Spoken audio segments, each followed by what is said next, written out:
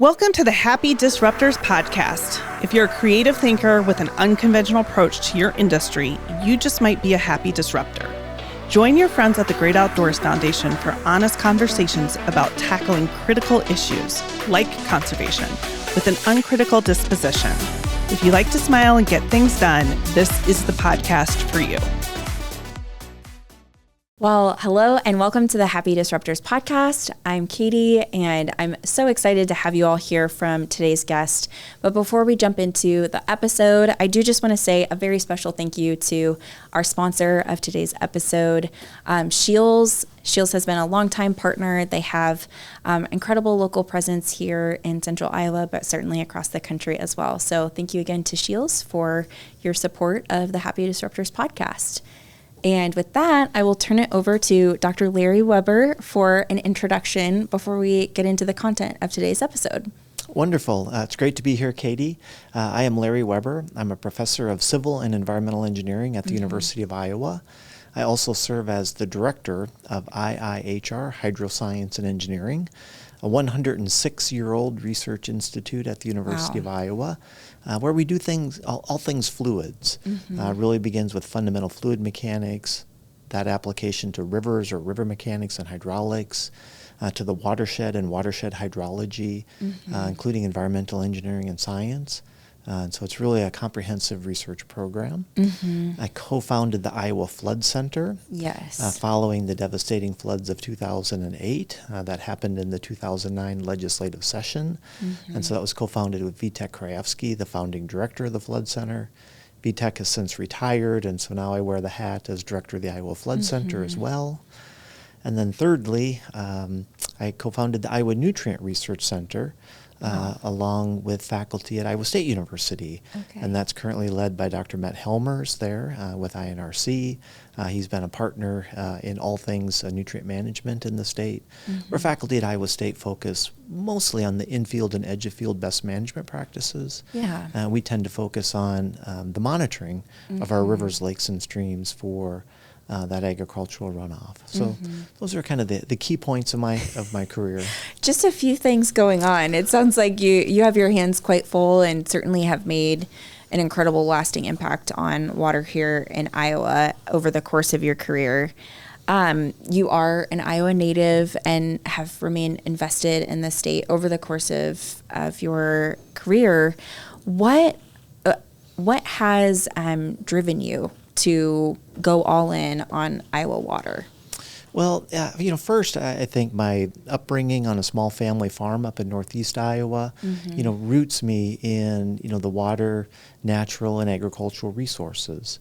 I grew up on a farm that was very diverse. We milked cows, we raised feeder pigs, we had chickens, large garden, 4-crop rotation. And so that upbringing and experience is really fundamental to, my values. I graduated high school in 1984 when we had a farm crisis that was going on all throughout the agricultural Midwest. And so I'm really a product of the farm crisis. Rather than farming and trying to start on such a small scale, at the time when it was get big or get out, I came to the University of Iowa to study engineering, and in doing so learned of the IIHR program, which is a preeminent program in the world. There's really no rankings of hydraulics laboratories in the world, but if there was, we would certainly be in the top 5 in the world, and I think top in the nation.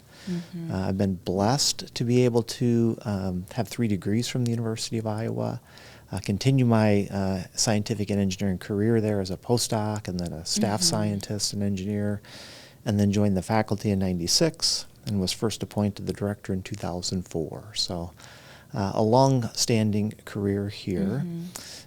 With our expertise and my personal interest in water, and as a public servant at a public-funded university, it's my obligation to use my skills and interest in studying these issues in Iowa. And I take that responsibility very seriously.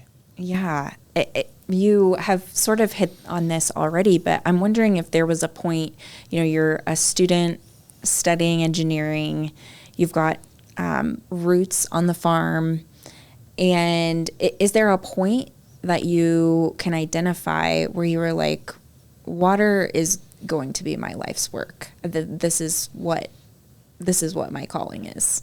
Yeah, yes, there was. And as a graduate student, as can be the case, my research was very narrowly and esoterically focused in ice mechanics. And sometimes I laugh that, my PhD may be the least read dissertation of all time. And the micromechanical fracture mechanisms of freshwater ice was the title. Every single person that we have had from academia on this podcast has said that about their dissertation. So you all have stiff competition, but I have to imagine that there's interesting takeaways from that. Well, I challenge others that you've had, but we'll leave that for others to decide. But I graduated in 1993 with my PhD, and most people might remember there was a significant flood in 1993, a flood that really covered the entire Mississippi River basin. And so it was a flood of great magnitude as it related to the expansive scope of the flood. People in Iowa at the time heard it called a 1 in 500 year event. And I think for the most part, people responded to that thinking, well, I won't live 500 years, and so I've experienced the flood of a lifetime. Yeah. They rolled up their sleeves, they cleaned up their businesses and their homes, and they went right back to their work and life as it was. And then, just a short 15 years later, we had another 500-year event, this time more focused just on eastern Iowa, but of a much larger magnitude, impacting Cedar Rapids and Iowa City and many communities throughout northeast Iowa in a much greater way. And so I think that inspirational moment probably began in 1993, but destiny struck in 2008, and there was no turning back after the floods of 2008. Yeah, and I love your perspective on what it truly means to be a civil servant and thinking through how you are impacting future generations and how we will address Iowa's water opportunities moving forward. It's so critical. So thank you for the work that you have done over the last, several decades. Right, yeah. And it really, we were talking before we jumped on the recording, feels like such a timely conversation. As we are recording, Central Iowa Water Works has instated phase 3 of their water usage plan. It's essentially, watering ban here in Central Iowa. And so we at the Great Outdoors Foundation get this question quite often. It's, how does water quantity affect water quality? And I'm wondering, we could talk for hours about this, but what are your thoughts there? Yeah, the two are so closely coupled. They really are. And I think if we start with quantity, which is the focus of the Iowa Flood Center, we'll move into quality, which again is more of a focus of IHR more broadly, again working with Iowa Nutrient Research Center and other state and federal agencies. But on the quantity side, we are seeing changes. And as forecasted by climate scientists, some decades ago, they had forecasted our area of the globe to see longer, more prolonged, and deeper droughts that are ended by intensifying and torrential rain. And I think nothing would describe the 2024 event that impacted northwest Iowa better than that. It was about a 3-year drought. We started to see some repetitive rains. The soils began to moisten. And then in June 20th, 21st of that summer, 20 inches of rain in a 48-hour period, providing devastation to the communities of Spencer and Cherokee and Rock Valley and Rock Rapids. And so I think on the quantity side, we're moving into a climate of more extremes. And even this summer already to start to see the state be designated in drought in many places, and yet now the last weekend seeing some heavy rains and some minor flooding happening. And so that seasonal forecasting is becoming more and more difficult. So that's sort of where we are from a quantity perspective. On the quality side, the two are so closely coupled, especially as it is born in agricultural runoff and the pollutants that come from our industrialized agriculture. we commonly see, as an example, a nitrate concentration in a river or stream of moderate size that, let's just pick a number for example, maybe 8 milligrams per liter. We get a couple inch rainfall, produces surface runoff, so the concentrations drop, perhaps to 4 or 5 milligrams per liter. The soils moisten, the tiles start to flow more full, and then following that rainfall event, we'll see a step function upward of the concentration of nitrate because of the increased tile flow. Maybe it rises to 12 milligrams per liter. Right. And then we have this long, slow tail as the tile flows begin to fall off. If another rainfall event happens, then we just continue to stair-step upwards in concentration. As you mentioned in the question, and as it relates to the water curtailment in central Iowa, oftentimes we would think about water curtailments happening at a period of very low flow in our rivers. Right, exactly. And that's not the case. Yeah. We have plenty of water in our rivers. It just happens to be at such a high nitrate concentration that the water the water utility cannot treat the water sufficiently or fast enough through their ion exchange process to reduce the nitrate concentration and still deliver enough water to the residents of the service area. So high flow, but very high concentrations 2 years in a row. Yeah, it is. I think when we were all reacting in real time last year, it was this question of, hold on a second, we just came out of several years of, most of the state being in drought conditions, and this was not an issue. And now we have our surface water is abundant, and yet we are having to restrict usage. So it is, you did an excellent job of explaining that, and you can very quickly see how this water management and water quality, they are inextricably linked. Yeah. And I think one of the other things that's important to understand for this year is that of the water quality sensors that we deploy, about a third of them are at a very small scale. In fact, maybe even at the practice scale, where we're monitoring the inlet and outlet of different conservation practices. Yeah. Another third would be sort of at the mid sort of river scale. Providing information across the mid-sized rivers. And then the final third would be located around the perimeter of Iowa so that we can monitor the nitrate that's leaving the state. Yeah. Many of them are co-located at USGS stream gauge locations, where the USGS then makes an estimate of the stream flow in cubic feet per second. We measure the concentration, and then by multiplying those factors together, we can determine a load in the pounds of nitrogen per day, per week, per month, per year that are passing that point. And where we are today, we're on course to have the largest nitrate loss in the state of Iowa's history. And so, we're seeing, again, this continued evolution. I like to look at it over a 30-year period, over the time of my career, and say that, we are continuing to worsen our nitrate load that's leaving the state of Iowa. And that's concerning. Yeah.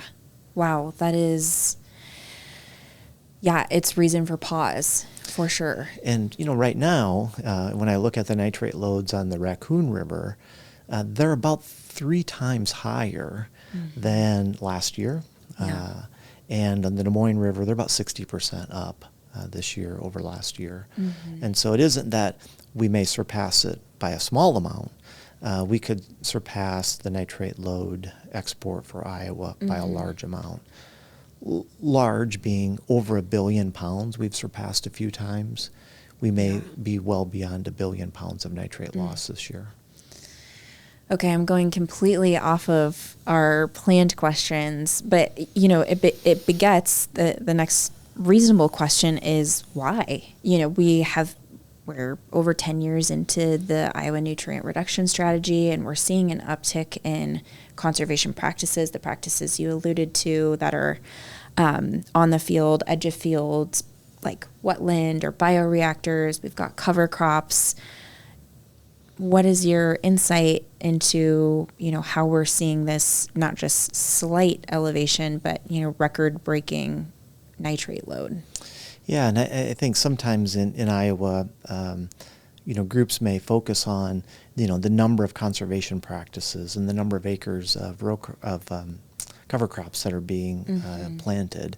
And we celebrate every practice and every acre in cover crops, and we encourage, farmers to go in that direction.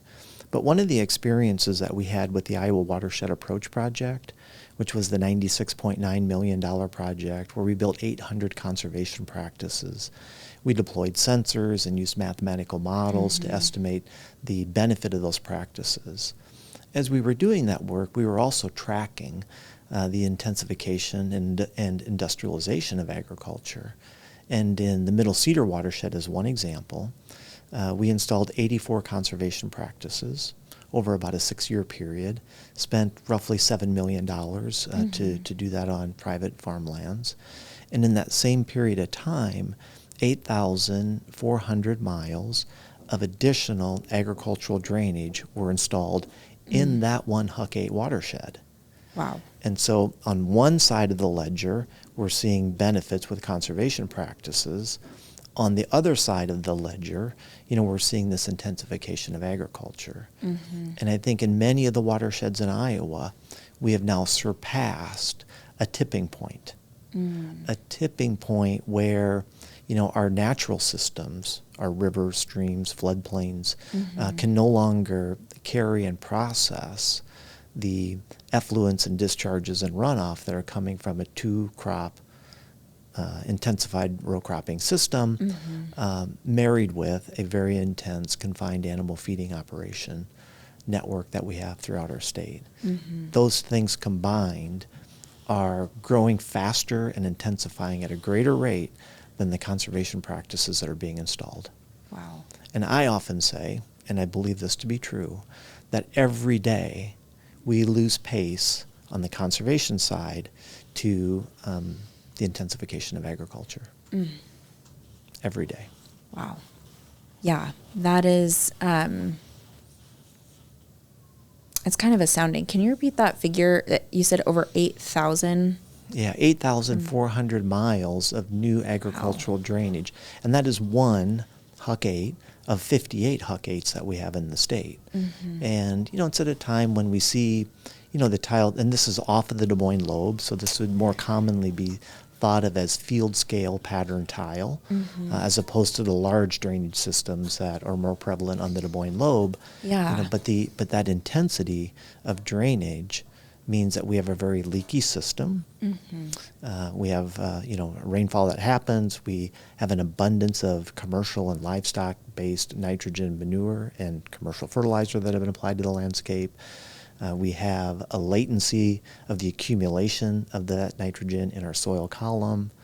We put water on top of that. It filters through it. It quickly comes through the tile line and back to the stream. And so this year, just by way of a few examples, we recorded the highest nitrate concentration in a stream in Iowa, I believe, ever recorded at 49.1 milligrams per liter. Wow. That's more than 5 times the EPA drinking standard. And again, one would argue we're not expecting anybody to be drinking from our streams. Right. But at the same time, to be measuring 49.1 milligrams per liter. And also on that stream, I don't believe it's ever come below 20 milligrams per liter this year. Wow. Okay? Ever this year. And so, that's a small stream in northeast Iowa.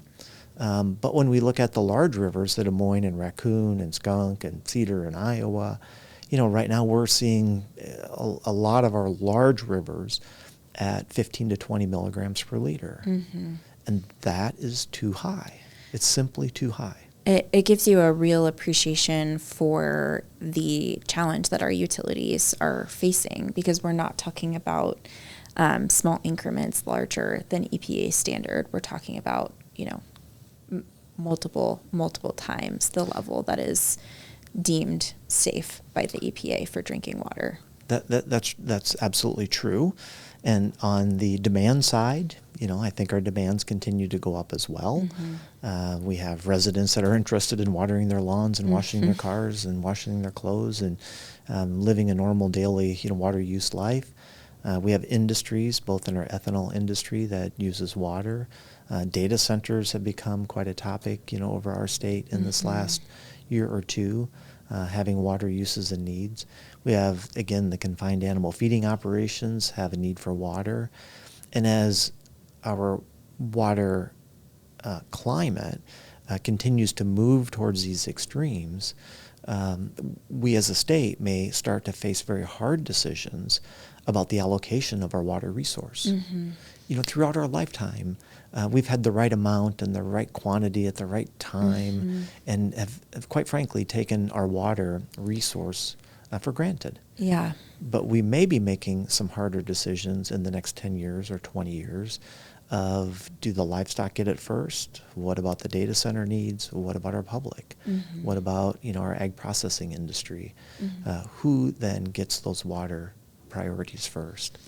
Yeah, it's a luxury that our friends to the west can probably not really comprehend, where they are in situations that they are, have water rights and are actively capturing the water that falls on the land and, ensuring that that is used in the state.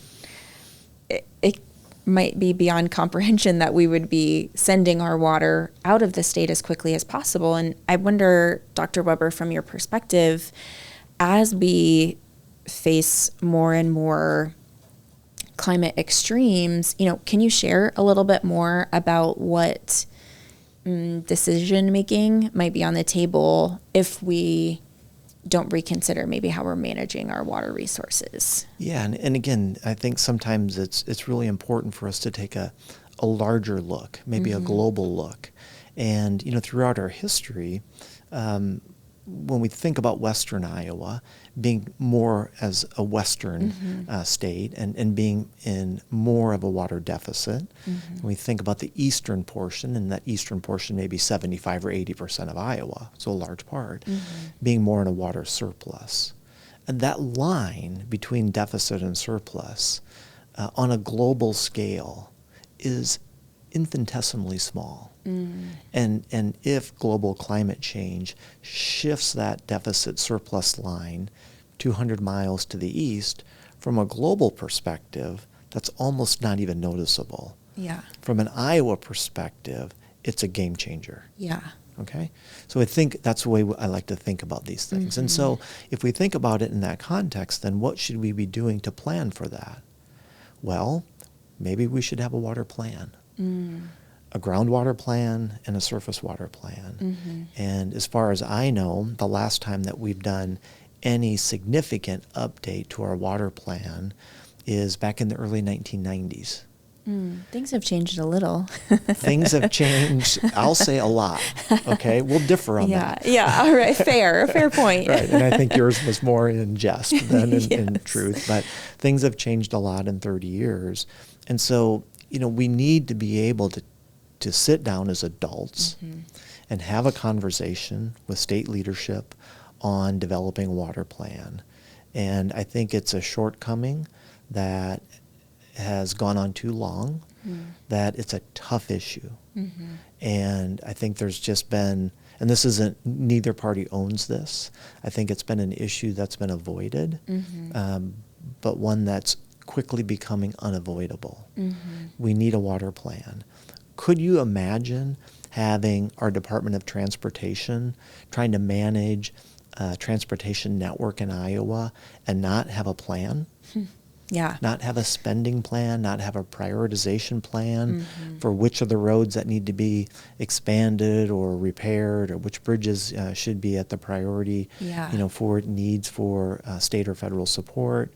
And so when we think about Iowa's water resources, and I say both groundwater and surface water, to be sitting here in 2026 and not have a 10-year plan for how we expect to use those resources, I think is very short-sighted.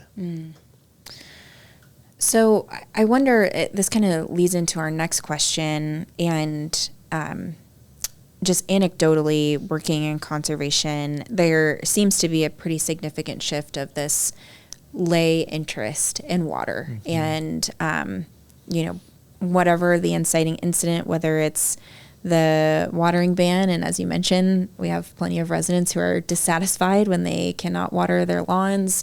Certainly there are public health concerns, water resiliency concerns, whatever it may be. Everyone, a good percentage of our population is engaged in this conversation now. What are some of the assumptions that we need to be letting go of that would allow us to take a more forward-thinking approach with our water? Well, I think, and we've seen this probably across many components of our society in the last several years, is this lack of trust of science. Mm-hmm. And as a scientist, as an academic, as a researcher, we try to lead with science. Mm-hmm. And oftentimes, I do a lot of public speaking around the state of Iowa. Mm-hmm. And I've been quoted, it's been said many times when I come into a meeting that I'll start by saying, I'm here today to have some difficult conversations. Mm-hmm. I don't come with an urban agenda, nor do I have a rural agenda, but I do have a science agenda. Mm-hmm. And for us to be able to tackle these very important issues from Iowa, we've got to be able to have a conversation that may make several of us, me included, feel uncomfortable. Yeah. And so somehow we've got to get back to having, good evidence-based scientific information that guides our policy and decision makers. Mm-hmm. I think that's a big thing. Why should we be afraid or unable or unwilling to sit down across the table with agricultural interest, with environmental interest, with development interest, with industry interest, and with the general public's interest to hash out what would be a forward-facing water plan for Iowa? Mm-hmm. And in doing so, we have to start asking serious questions. What might be the carrying capacity of our watershed, of any watershed, or of our state as a whole, for livestock production, or row-crop agriculture, or ethanol plants, or data centers, or residential areas and expanding suburban and urban areas? To start to pose those questions will provide incredible opportunity for our state to make decisions, science and evidence-based, on where investments could be made, where we may need to throttle back some activities, and think a little bit more about what the state looks like in 2050 and 2100. Things have changed an awful lot over the 30 years that I've been doing this water-related work in Iowa, and those changes haven't, for the most part, been in the right direction.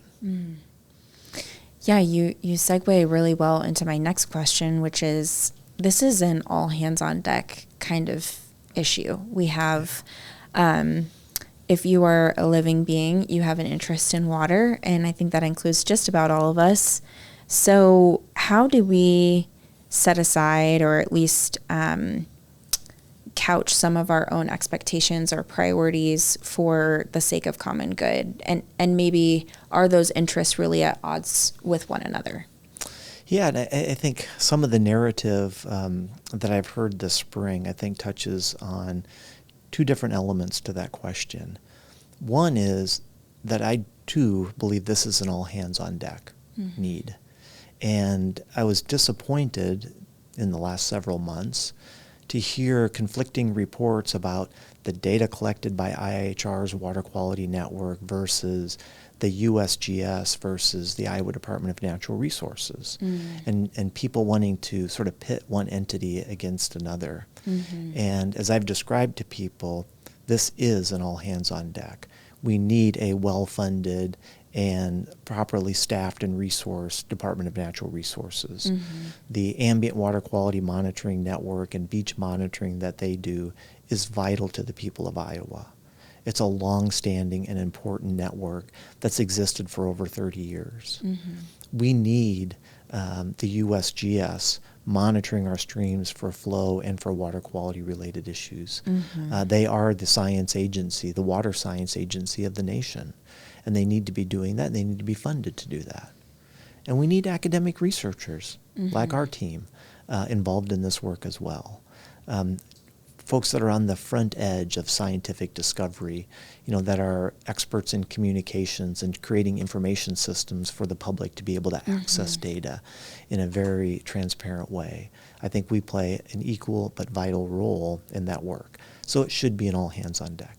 We need commodity groups, we need conservation groups, we need industrial partners, we need private citizens coming forward to help on this issue. So I think that's one piece of that.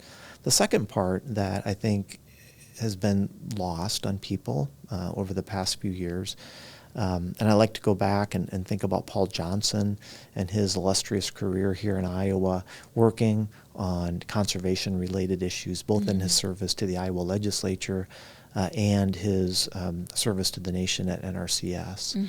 And in his role in passing the Groundwater Protection Act back in 1987, he spoke very eloquently about groundwater being a commons. And it is our common resource for extraction, for use in certain things, industry and municipal uses and personal uses, but it's also our common responsibility. Yeah. It is our commons. I haven't heard that said for a long time. I certainly haven't heard it said as it relates to our surface water resources. The surface waters of Iowa are part of our commons. We should all expect to have fishable, wadeable, livable, recreable, drinkable streams with appropriate treatment. And it should be all of our responsibilities to work towards that, not just at the treatment plant. It's got to be our responsibility throughout the watershed. But also look at our air and say that our air should be part of our commons. When folks have asked me over this past several years, am I concerned about the water that we drink? And in general, I would say yes, I am. Thankfully, we do have water treatment facilities, and we can argue about the standards and what levels are set and whether EPA has set the right levels. But thankfully, we have a water treatment plant that serves many of our urban areas. Now, again, there's a lot of private wells out there that aren't served by water treatment, but we do at least have water treatment for our major urban areas. We don't have any air treatment facilities in this state, and so what's in our atmosphere, the air that we breathe, the contaminants that are being spread throughout our atmosphere are a bigger and growing concern for Iowa. So I would agree completely.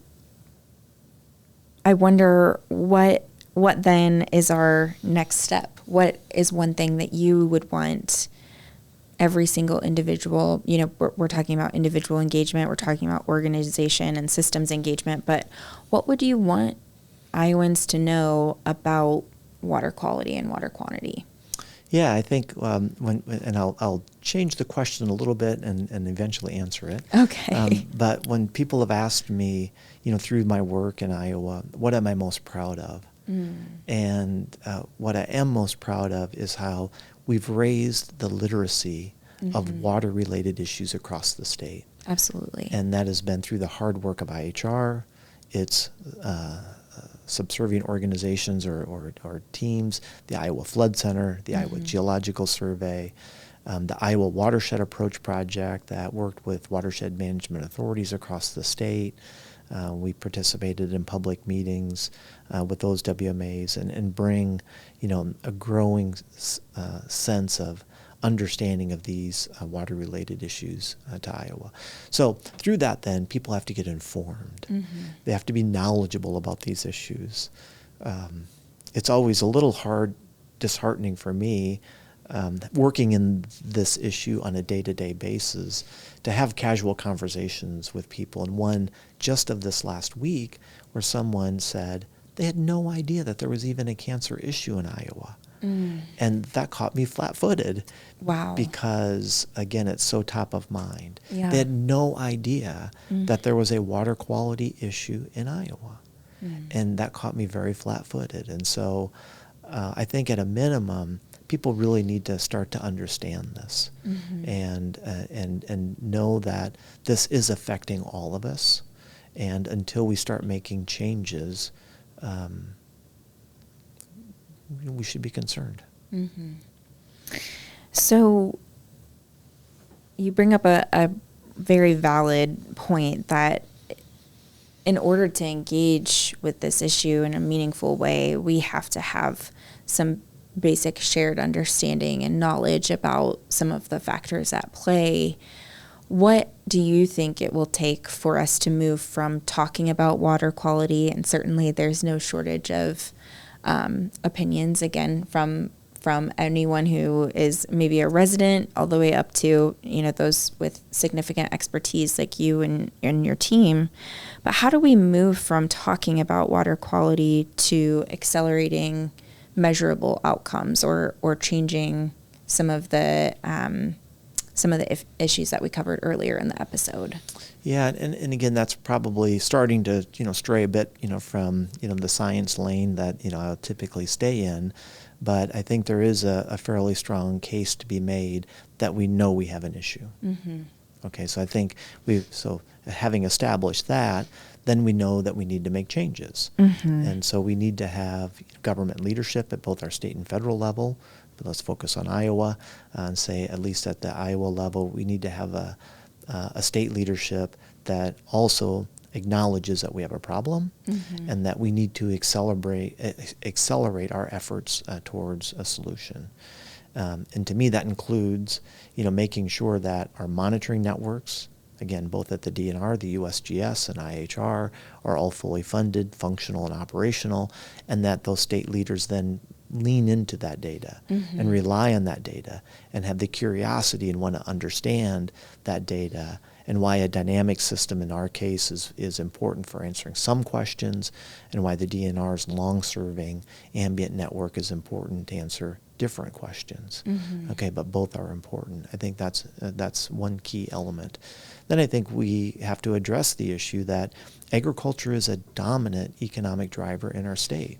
Yeah. And so how do we really start to think about what the current system looks like today, what its impacts are, and what a future system looks like that perhaps has more resilience to it, better functioning and processing as it relates to these water quality issues. We recognize, throughout the years, people have asked, "Oh, Larry, what's the impact of tile drainage on flooding?" Question that gets asked all the time. And we have this very unfulfilling answer, and that is, it depends. Okay, as a scientist, right? It depends. Well, it depends on antecedent soil moisture conditions and the pattern of rainfall and all sorts of things. Sometimes tile drainage could reduce flooding, sometimes it increases flooding. However, when people ask the associated question, what is the impact of agricultural tile drainage on water quality? Well, it no longer depends. A large fraction, as much as perhaps 85% of the nitrate that's in our stream has passed through a tile line. Wow. Okay? Can you say that again? 85%, as much as 85% of the nitrate in our rivers and streams has passed through a tile line. So now we know the source of this nitrate, and one could say, well, that's the fault. Let's point the finger and cast the blame. But the reality then, though, is that we have it in a pipe. And as an engineer, I would say, let's do something with that pipe. Yeah. Let's put a conservation practice in there, a bioreactor, saturated buffer, nutrient removal wetland. Let's put a treatment at the end of the pipe. Now, there's still an awful lot of work that has to happen on bioreactor performance and saturated buffer performance, in particular at high flow conditions. Again, I think some of the shortcomings of those two practices, and also the third of a nutrient removal wetland, is that when we have heavily saturated soils and those tiles are flowing fast, what happens? They bypass the treatment. Okay, so now they're bypassing the treatment, and so when the most flow and hence the most load is coming through the system, the treatment practice is almost completely ineffective. And so we got to go back to the drawing board. We got to work on that. We got to figure that out, and we got to come up with a way that makes that treatment practice more effective. Yeah. But sticking our head in the sand or in a box of wood chips, in that case, isn't solving the problem. Yeah. We need to bring science and evidence-based research to bear on that issue. The great thing about evidence-based solutions is that when you look at the data and you look at the science, it should provide some opportunities for a path forward. And I think you've already touched on some of them, looking at how we strategically treat our tile drainage network with conservation drainage as well. That's right. What gives you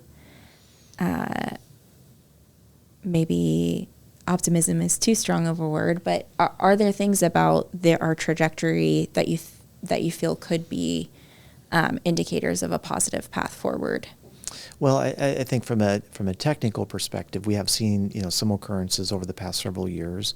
One probably most effective nutrient reduction practice is land retirement. Taking some of our most vulnerable lands, some of our most connected lands to our rivers and streams out of row crop production will have a disproportionately positive benefit to water quality. And in 2019, there was a hydrologic event that came through the plains. It was called by the National Weather Service a NOAA as a bomb cyclone. You might recall that it was on March 13th of 2019. We had a rainfall event that came through that the peak rainfall was 3.5 inches. Not that much. But it landed upon frozen soils and snow that if we melted the snow down had a snow water equivalency of 6.5 inches of water. So with 3.5 inches of rain, we produced a 10-inch runoff event. Okay, the Missouri River was above flood stage the entire summer. There were 53 breaches in the Missouri River levees just on the Iowa side. Wow. Hundreds of thousands of acres of farmland were underwater and perhaps destroyed. And following that event, the USDA through NRCS came forward with $36 million of emergency wetland easement program funding for Iowa. That's awesome. Yeah. And in an open enrollment period, 30,000 acres were voluntarily brought forward by farmers that said, pick me. That $36 million at $10,000 an acre took 3,600 acres of row crop out of production forever. We needed $300 million to take 30,000 acres out. $300 million seems like a big number, but when we look at some of the programs that have come out in response to trade imbalances and tariffs, a few years ago, I believe the number was $28 billion. There's been another tranche of money. None of that came with any environmental performance requirements. We could have easily taken 30,000 acres out of production. We farm 400,000 acres in the 2-year floodplain. Should we continue doing that? And again, the thought exercise that I'll play is that on nominally 25 million acres of row crop production in Iowa, could we afford 400,000 less acres of corn and soybeans? Two commodities that I've heard recently we can't sell for more than the cost of production. So I'm not sure that we're supply short. I think we should start to roll back and peel back and do it in a way that makes the farmer whole. It is a public service. It's a public good. The public should be vested in it. It should be voluntary in that nature. But we could make a huge impact in that way. Yeah, absolutely. Looking at the net profitability of the farm. And farmers are excellent stewards of their land. I think it's so interesting that when the opportunity came available, there was no shortage of those who were willing to say, yeah, absolutely. I have acres that are typically unproductive. They're flooding every, 2, 3, 5 years. So I think you make a really valid point that having the opportunity, meeting the farmers with solutions that address a number of challenges that they're facing, that does seem like our most opportunistic path forward. Yeah, but it has to be more than than just simply waiting with no resources, and I feel that that's somewhat where we are today. We have a voluntary nutrient reduction strategy. We haven't put the resources necessary towards it. The practice adoption isn't being taken up like it needs to be. And so, you know, I think we have a carrot, and that could be through either USDA Farm Bill or our own state's investments in agriculture. And then we also have to have, you know, some policy and regulatory oversight. It simply has to change. Absolutely. Well, Dr. Weber, is there anything that we haven't covered that you'd like to add? Or maybe we should just add another episode at a future date. I'm sure there's plenty we could cover. No, it's been an absolute pleasure, you know, Katie. I've enjoyed the conversation, and as I think you've mentioned, I'd be happy to come back. We'll have more to talk about in the future, and there's a lot going on as it relates to our water resources in the fine state of Iowa. Absolutely. Okay, we are going to close out with a segment that we like to call Let's Whiteboard It. It's a totally random question. All right. So there's a whiteboard next to you, and there's a marker tucked in the back. And my question for you, Dr. Weber, is what form of water is your favorite and why? Okay. What form? Now, would you like a sketch or a picture? Or You get bonus points if you draw. If I It's draw. not a requirement, but Okay. you can absolutely draw your response if you would like. All right. Well, While Dr. Weber is writing or drawing his response, make sure to like and subscribe wherever you are listening. Follow along with what the Great Outdoors Foundation is doing on all major social platforms. And then if you haven't already, make sure to opt into our monthly newsletter. We share helpful resources and highlight what our partners are doing there. So you can do so at thegreatoutdoorsfoundation.org. Have I given you enough time? you've given me just enough time, and so this is my best schematic of a frozen river.